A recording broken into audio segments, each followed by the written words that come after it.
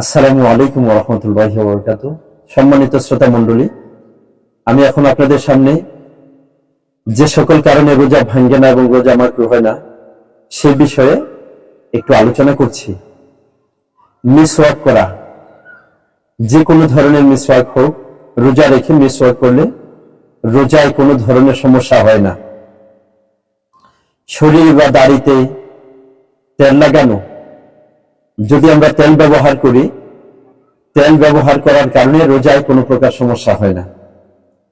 চোখে সুরমা লাগানো বা ওষুধ দেয়া, অনেক সময় ডাক্তারের পরামর্শে চোখে ড্রপ দিতে হয়, অথবা এমনিতেই সুন্নত হিসেবে আমরা চোখে সুরমা ব্যবহার করে থাকি, এতে রোজায় কোনো সমস্যা হয় না।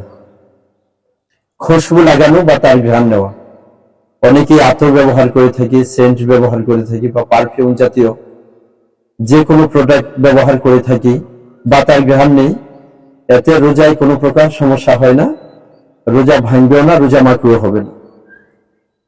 ভুলে কোনো কিছু খেয়ে ফেলা বা পান করা, রোজা রেখেছি, দীর্ঘ 1 বছর পর রোজা রাখি, এতে অনেক সময় অন্যমনস্ক হয়ে পানি খেয়ে ফেলি অথবা কোনো ধরনের খাবার খেয়ে ফেলি। যদি ভুলে কোনো কিছু খেয়ে ফেলি বা পান করে ফেলি, তাতে রোজায় কোনো সমস্যা হয় না। গরম বা পিপাসার কারণে বারবার গোসল করা, প্রচন্ড গরমের কারণে আমরা অনেকেই খুব বেশি গোসল করে থাকি, গোসল করার কারণে রোজায় কোনো সমস্যা হয় না, রোজা ভাঙবেও না, রোজা মাকরুহ হবে না। অনিচ্ছাকৃতভাবে গলার ভেতরে মাছি প্রবেশ করেছে, মশা প্রবেশ করেছে, অথবা ধুলাবালি যদি প্রবেশ করে, অথবা ধোঁয়া যদি প্রবেশ করে, তাতে রোজার কোনো সমস্যা হয় না। তবে বিড়ি যদি খায়, কোন ব্যক্তি ধূমপান করলে, বিড়ি খেলে তার রোজা ভেঙে যাবে। এমনিতেই ধোঁয়া হচ্ছে কোথাও, বা পাক করার সময় যে ধোঁয়া আমাদের গলার ভিতরে চলে যায়, অথবা মশা মাছি ধুলাবালি যদি গলার ভিতরে চলে যায়, এতে রোজায় কোনো প্রকার সমস্যা হবে না।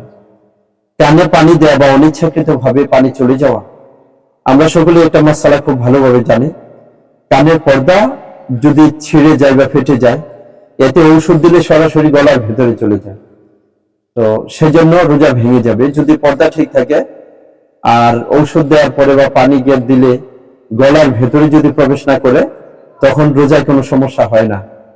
আর যদি প্রবেশ করে, তখন কিন্তু অবশ্যই রোজা ভেঙে যাবে, ওই রোজার কাজা আদায় করে নিতে হবে। ইচ্ছাকৃতভাবে বমি করা অথবা অনিচ্ছাকৃতভাবে বমি হয়ে যাওয়া, সাহারি খাওয়ার পর অসুস্থতার কারণে বমি হয়ে গেছে, বমি হলে রোজায় কোনো সমস্যা হয় না। ইচ্ছাকৃতভাবে অস্থিরতার কারণে কোনো ব্যক্তি যদি ইচ্ছাকৃতভাবে বমি করে ফেলে, এটা রোজা মাকরুহ হয়ে যাবে। সেজন্য খুব ভালোভাবে খেয়াল রাখা, যদি কোনো ব্যক্তি অসুস্থতার কারণে বমি করে বা বমি হয়ে যায়, এতে রোজায় কোনো সমস্যা হবে না। রোজা রাখার পর দিনের বেলা ঘুমিয়েছিল, ঘুমানোর পরে দেখা যায় স্বপ্নদোষ হয়ে যাওয়া, নাইট প্রেসার যেটাকে বলা হয়, স্বপ্নদোষ হওয়ার কারণে রোজায় কোনো ধরনের সমস্যা হয় না। এটাও খুব ভালোভাবে খেয়াল রাখা।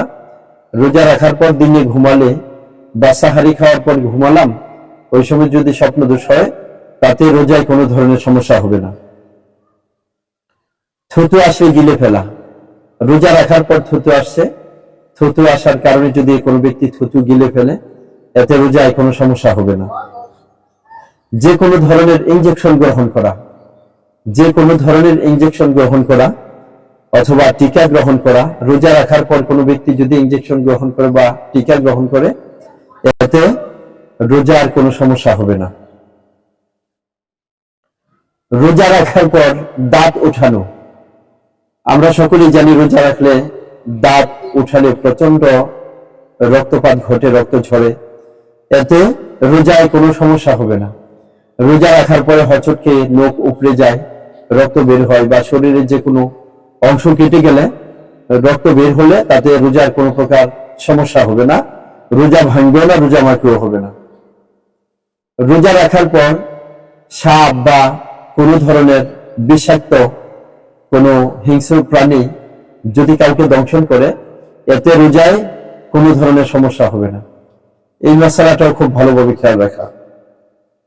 রোজা রাখা অবস্থায় কোনো ব্যক্তি যদি কাউকে রক্ত দেয় অথবা যে কোনো ধরনের পরীক্ষা নিরীক্ষা করার জন্য, টেস্টের জন্য ইনজেকশনের সাহায্যে যে রক্ত বের করা হয়, এই রক্ত বের হওয়ার কারণে রোজায় কোনো প্রকার সমস্যা হবে না।